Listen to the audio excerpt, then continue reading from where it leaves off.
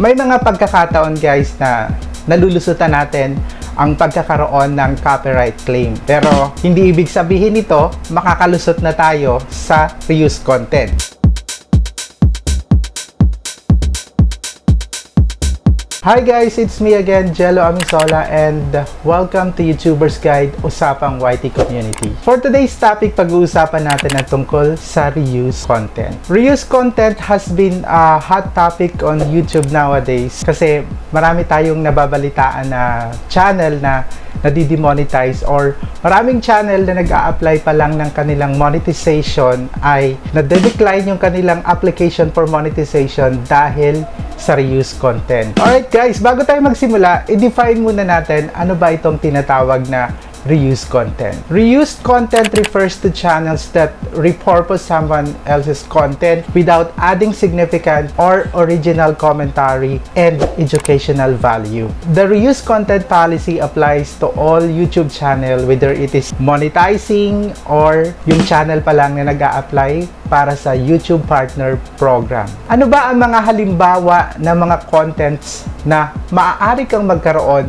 ng reuse content? Maaari tayong magkaroon ng reuse content sa pag-upload ng mga content ng ibang creators na ginawan lang natin ng sobrang minimal yung changes, ginawa natin ng minimal editing, tapos inangkin natin itong content na to bilang ating original content. Kapag ginawa mo to, ibig sabihin ito, meron kang nilalabag sa reuse content policy ng AdSense. Maaari tayong magkaroon ng reuse content kung nag-upload tayo ng video sa ating channel mula sa ibang content creator kahit binigyan nila tayo ng permission or consent na gamitin natin yung kanilang video para i-upload sa ating channel. Hindi ibig sabihin nito guys ay makakalusot tayo dun sa reuse content. Guys, ito yung dapat nating malaman. Ang reuse content is separate or magkaiba sa tinatawag nating YouTube copyright enforcement. Ibig sabihin nito, yung reuse content ay hindi copyright claim. Ano ang pagkakaiba ng copyright claim sa reuse content? Kapag sinabing copyright claim, mismong yung may-ari or owner ng copyright ang nag-i-issue or nagbibigay sa atin ng copyright claim. Samantalang ang reuse content ay mismong ang system ng AdSense ang nagdi-detect nito. Alam nyo kung bakit guys mahigpit ang AdSense pagdating dito sa reuse content? Dahil ito ay isang monetization policy. Iniiwasan nila ang pagkakaroon ng monetizing videos na re-uploaded. Kaya malalaman ng YouTube or ng AdSense kung yung content natin ay original ba talagang content. May mga pagkakataon guys na nalulusutan natin ang pagkakaroon ng copyright claim. Pero hindi ibig sabihin nito makakalusot na tayo sa reuse content. Kahit yung channel mo ay monetizing channel or nag-a-apply ka pa lang sa YouTube Partner Program, hindi tayo makakalusot dito. So akala natin minsan okay na kasi walang copyright claim. Pakala natin minsan, iniisip natin, okay nang kumuha ng content ng ibang content creator or kumuha ng parte nito or clips nito kasi ang iniisip natin, oy, wala naman tayong natanggap na copyright claim. Ito ang tandaan natin guys, hindi natin malulusutan ang reuse content. Ano-ano ba yung mga pinagbabawal? Maaari kang magkaroon ng reuse content kung nag-upload ka ng video mula sa ibang content creator, tapos inedit mo ng bahagyang-bahagya, dinagdagan mo lang ng kaunting edit, tapos yung video ay hindi mo nilagyan ng narration, yun ang bawal at sigurado magkakaroon ka ng reuse content kapag ginawa mo ito. Pwede ka ring magkaroon ng reuse content kung nag-upload ka ng mga video compilation mula sa mga third-party website kagaya ng TikTok. And isa pa sa mga dahilan upang magkaroon tayo ng reuse content ay kapag nag-upload tayo ng mga collections of songs from different artists.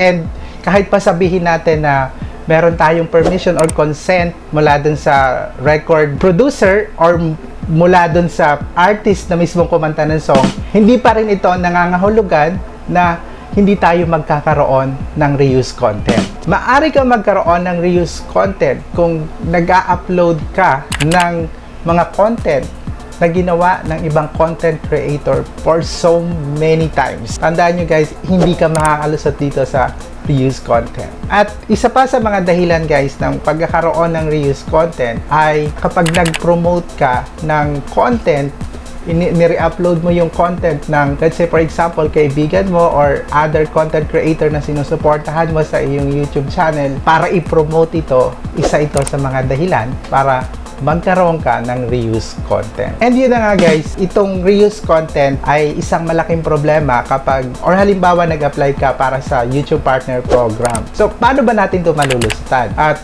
paano ba natin ito may iwasan? Narito ang mga dapat ninyong tandaan guys para maiwasan natin ang pagkakaroon ng reuse content or paglabag sa policy na ito. Una, maaari kang gumamit ng content mula sa ibang content creator kung gagawan mo to ng reaction videos. Ano ba yung ginagawa natin kadalasan or ginagawa ng mga content creator na gumagawa ng reaction video? Sa reaction video, ipinapakita nila yung mukha nila and nagdadagdag sila ng commentary doon sa video.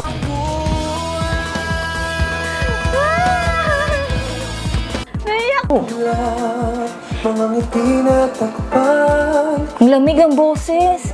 Kung hindi mo maiwasan na kumuha ng clip or gumamit ng videos na galing sa ibang content creator, guys, make sure na andun tayo sa screen mismo, nagsasalita, and meron tayong commentary na ginagawa kung gagamit tayo ng mga videos galing sa ibang content creator. Kapag gumagamit ka naman ng video or scene from movie, ang pwede natin gawin ay i-rewrite natin yung dialogue. Pwede guys, rewrite natin yung dialogue or pwede nating palitan ng voice-over. So, maraming gumagawa niyan. Isa na dyan si Christian Antolin, isa sa mga vlogger na gumagawa nito. Pinapalitan niya ng script or pinapalitan niya yung dialogue ng mga scene mula sa isang teleserye, and then ang ginagawa niya, bino-voice over niya. Aray? Ikaw yung nag-text sa akin, di ba? Kung ito yung text na nagpapanggap na bangko at nagsasabing, i-click mo yung link para ma-verify yung account mo, hindi ako yun. Pag ganito yung ginagawa mo, makakalusot ka sa tinatawag na reuse content. Allow din guys ang pagkuha o paggamit ng clips mula sa ibang content creators kung gagamitin mo yung content nila para sa critical review. So, pwede tayong kumuha ng mga clip ng other content creators kung lalagyan natin ito ng critical review. Allowed din or pwede kang ma-approve for monetization, guys, kung yung content na gagawin mo ay gagamit ka ng edited na footage ng content mo galing sa ibang content creators. Para malusutan mo to, dapat dinadagdagan mo ito ng storyline or commentary para malusutan mo to. Tandaan nyo guys, kapag nagkaroon tayo ng reuse content, hindi tayo makakatanggap ng email mula kay AdSense kung alin sa mga videos natin ang nagkaroon ng reuse content. Uhulaan natin kung alin yung video natin ang may reuse content. So, kadalasan sa mga nag-a-apply for YouTube Partner Programs, guys, ay ang ginagawa nila, dinidelete nila yung kanilang mga videos kasi nga, hindi nila alam kung saan sila nagkaroon ng reuse content. So, kapag dinidelete mo or nag-private ka na nag-private ng video, ang mangyayari nito, mababawasan yung watch hour mo kasi kailangan natin ng ma-maintain yung 4,000 watch hour para makapag-apply tayo dun sa YouTube Partner Program. Pero dahil, yun nga guys, kapag nagkaroon tayo ng reuse content, hindi natin nalalaman kung aling video ba talaga ang may issue or may reuse content. So, ano ba ang mga dapat natin gawin kapag meron na tayong reuse content? Kung mag-a-apply ka pa lang ng YPP, dapat mong i-check yung lahat ng mga videos na in-upload mo sa iyong channel. Kadalasan na pagkakamali ng mga YouTubers, yung mga small YouTubers na nagsisimula pa lang, para makuha nila yung 1,000 subscribers at 4,000 watch hour, kung saan ito yung threshold para ma-monetize or para magkaroon ka ng isang monetizing channel, ang ginagawa nila, kumukuha sila ng mga video compilation from third-party website kagaya nga ng TikTok. So, alam naman nating lahat guys na kapag TikTok video compilation, kadalasan nagva-viral ito. Sa mga gumagawa nito, pinapaalalahanan ko na kayo, guys, dahil dun sa nidiscuss natin kanina, isa ito sa mga posibleng dahilan upang magkaroon tayo ng tinatawag na reuse content. Siyempre, pag nag-viral yan, mag-gain ka dyan ng mas malaking watch hour. So, dahil nga may issue yan sa tinatawag na reuse content, wala kang choice kundi i-delete or i-private yung video na yan. Mas malaking problema yan dahil bukod sa nagkaroon ka na ng reuse content, ay mababawasan ka pa ng watch hours. Doble na yung problema natin. Kaya guys, iwasan natin yung paggamit ng videos na ginawa ng ibang content creators na galing sa third-party website kagaya ng TikTok. Ang mangyayari dito guys, sayang lang yung effort mo. Kasi kahit anong gawin mo, hindi ka ma-accept sa YouTube Partner Program. Kung magkakaroon tayo ng reuse content, huwag ka mawawala ng pag-asa or susuko ka na lang basta-basta. Kasi may mga paraan naman para ayusin ito.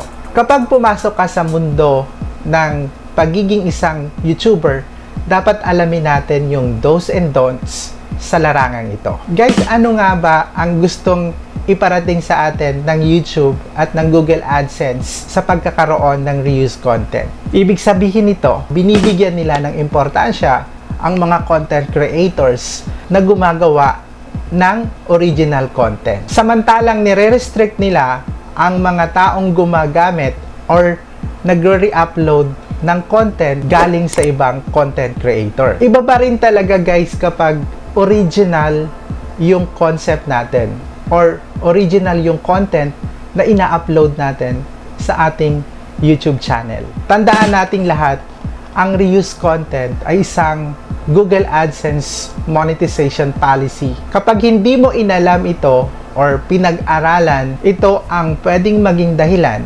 upang yung channel natin ay ma-demonetize, or kung nag-a-apply ka pa lang sa YouTube Partner Program, pwede itong maging dahilan upang hindi matanggap or ma-decline ang iyong application para sa YouTube Partner Program. So, wag nating sayangin yung pangarap natin na maging isang successful YouTuber na nagmamanage ng isang monetizing channel. And that's all for now guys for this episode of Youtubers Guide Usapang YT Community. And kung meron kayong katanungan at gusto ninyong talakayin natin dito sa Youtubers Guide Usapang YT Community, i-comment nyo lang yung inyong mga comment down below dyan sa comment section and babasahin natin yan guys. Kung bago ka pa lang dito sa akin channel, please subscribe to my channel now and hit the notification bell para palagi kang updated sa mga susunod ko pang upload dito sa akin channel. Thank you guys for watching!